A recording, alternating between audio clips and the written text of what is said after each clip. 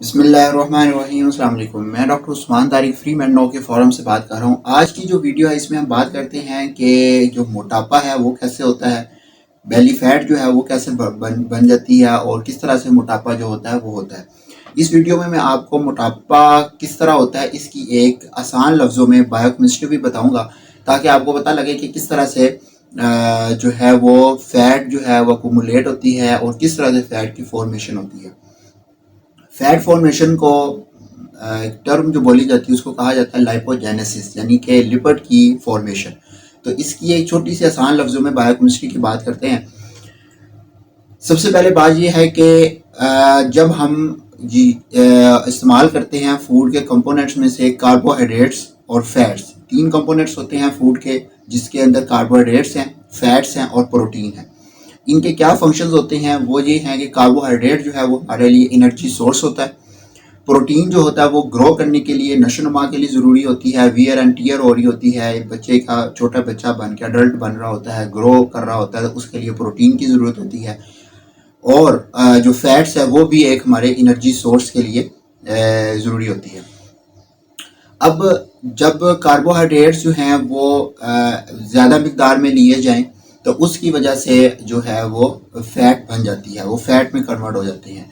और फैट जब इटसेल्फ जो है वो अननेचुरल फैट्स और फैट इस्तेमाल की जाए जिसके अंदर ट्रांस फैटी एसिड शामिल हैं, तो वो भी जो है वो फैट जमा हो जाती है हमारे बॉडी के अंदर, जिसम के मुख्तलिफ हिस्सों में पेरिटोनियल फैट है, फिर जो है वो पेट फट जाता है।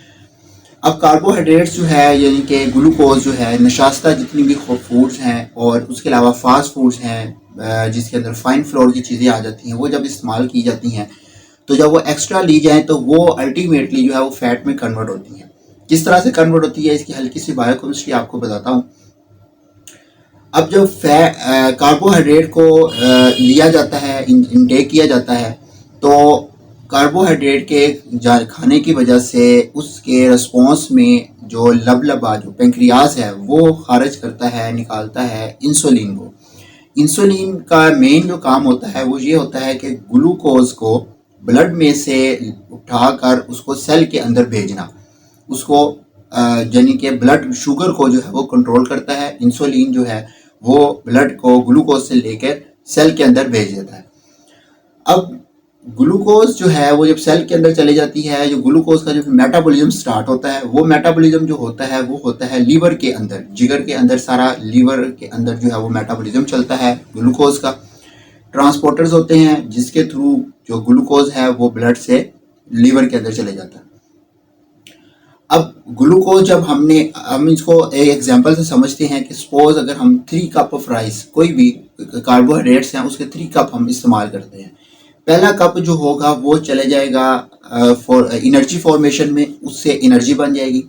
सेकंड जो कप होगा वो जब एनर्जी का जो स्टोरेज है वो फुल हो गया तो उसके बाद जो सेकंड कप इनटेक किया तो उससे जो ग्लूकोज होगा वो कन्वर्ट हो जाएगा ग्लाइकोजिन में। ग्लाइकोजिन जो है वो स्टोरेज फॉर्म है ग्लूकोज की, तो वो ग्लूकोज जो होगा वो ग्लाइकोजिन की सूरत में लीवर के अंदर स्टोर हो जाएगा। थर्ड कप जो आप इनटेक किया वो एक एक्स्ट्रा होगा। वो क्या होगा कि वो जो इनटेक किया थर्ड कप वो आगे कन्वर्ट होगा ना तो एनर्जी में ना तो ग्लाइकोजिन, वो कन्वर्ट हो जाएगा फैटी टिश्यू में। लाइपोजेनेसिस होनी शुरू हो जाएगी, फैट अकुमुलेट हो जाएगी और फैट बन जाएगी। अब पहला ग्रुप जो है ग्लूकोज का जब इनटेक किया उसने लीवर में जाकर ग्लाइकोलाइसिस हुई, ग्लूकोज की तोड़फोड़ हुई और एक पूरा पाथवे चला। उस पाथवे के ज़रिए से एंड में बनता है एक प्रोडक्ट जिसको एसिटाइल को ए कहा जाता है। वो एसिटाइल को ए फिर आगे मज़ीद साइकिल्स के से गुजरते हुए हमारे लिए एनर्जी प्रोडक्शन कर देती है और एनर्जी बन जाती है। अब जब इतना ग्लूकोज लिया उससे जितनी एनर्जी बननी थी वो बन गई और वो एनर्जी स्टोर हो गई और जिससे हम रोज़मर्रा के काम करते हैं, एक एनर्जी मिल गई जिसके ज़रिए से ब्रेन के फंक्शन चल रहे हैं, सारे जिस्म के विसरस के जो है वो फंक्शन चल रहे हैं। उसके बाद जो सेकंड ग्रुप ऑफ ग्लूकोज आया वो जो है वो कन्वर्ट होगा ग्लूकोज लीवर में जाकर ग्लूकोज 6 फास्फेट्स और उसके ज़रिए से फिर आगे ग्लाइकोजिन की सूरत में स्टोर हो जाएगा लीवर के अंदर। थर्ड ग्रुप ऑफ ग्लूकोज जो है वो थर्ड ग्रुप हमने ग्लूकोज का इनटेक किया, वो क्या होगा, वो लाइसिस के ज़रिए से ही गुजरते हुए एंड में एसिटल को ए ही मॉलिक्यूल बनाएगा, लेकिन ये एसिटल को ए आगे हमें एनर्जी नहीं दे सकता। उसकी वजह यह है कि एनर्जी प्रोडक्शन, एनर्जी स्टोरेज जो है वो फुल है। तो वो जो एसिटल को ए होगा वो आगे मेटाबॉलिक पाथवे के ज़रिए गुजरते हुए फैटी टिश्यू बनाएगा और एडिपोज टिश्यू बनाएगा, जिसकी वजह से वो फैट होती है। फैटी टिश्यू को एडिपोज टिश्यू कहा जाता है और वो अकुमुलेट होना शुरू हो जाएगी जिसम के मुख्तलिफ हिस्सों में। कि लीवर के गिर्द जमा होना शुरू हो जाएगी तो फैटी टिश्यू कर देगी।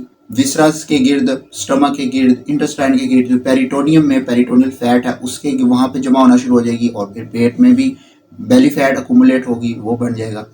हार्ट के गिर्द फैट अकुमुलेट होना शुरू हो जाती है। तो इस तरह से जो है वो फैटी टिश्यू बनना शुरू हो जाएगा। अब देखें कि जितनी ज़्यादा हाई इनटेक है, ऊल फूल चीज़ें, जितनी भी फाइन फ्लोर की चीज़ें इस्तेमाल की हैं, उससे जो अल्टीमेटली जो है वो फिर फैटी टिश्यू बनेगा, एक्स्ट्रा जो ग्लूकोज, कार्बोहाइड्रेट्स, नशास्ता जो ली हैं।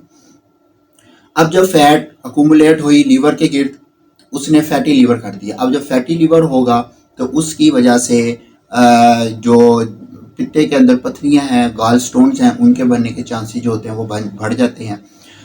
फैट अकुमुलेट होने की वजह से ज़्यादा intake glucose, carbohydrates, fine floor और प्रोसेस जो कुकिंग ऑयल, जो बनस्पति घी के ज़्यादा इस्तेमाल से जो क्या क्या कॉन्सिक्वेंसेस होती हैं, वो ये होता है कि जितनी ज़्यादा हम कार्बोहाइड्रेट्स वगैरह लेंगे तो उसकी वजह से इंसुलिन भी उतनी ही ज़्यादा निकलेगी। जितनी इंसुलिन निकलेगी, एक्स्ट्रा ग्लूकोज को वो सेल के अंदर भेजेगी और एक्स्ट्रा ग्लूकोज जो है वो फिर फैट में अकुमुलेट होगा, फैट बनना शुरू हो जाएगी और जिस समय फैट जो है वो जगह जगह जमा होना शुरू हो जाएगा।